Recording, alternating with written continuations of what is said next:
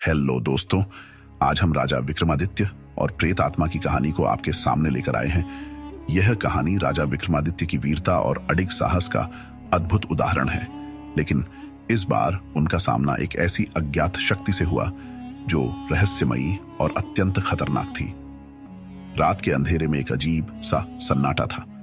उज्जयिनी के राजा विक्रमादित्य राजमहल में विश्राम कर रहे थे। अचानक उनके महल में एक भयभीत सैनिक दौड़ता हुआ आया और राजा को बताया, महाराज, पड़ोसी राज्य में एक भयावह आत्मा ने कहर बरपा रखा है। हर रात लोग गायब हो रहे हैं और अगली सुबह उनकी लाशें मिलती हैं। प्रजा डरी हुई है और पड़ोसी राज्य के राजा ने आपसे सहायता की विनती की है।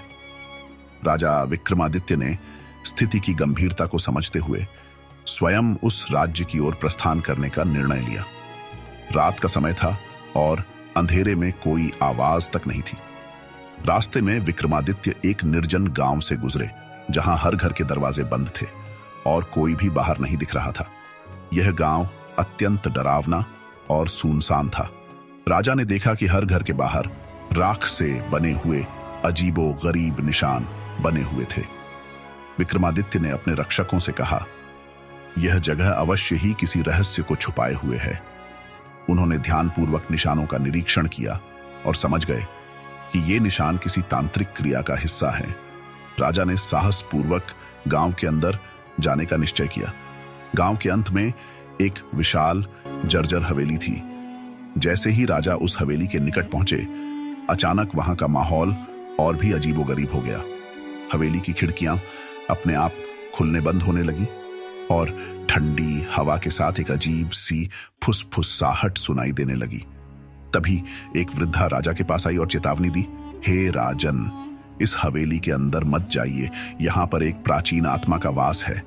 वह आत्मा बेहद शक्तिशाली है और उसने आज तक किसी को जीवित नहीं छोड़ा।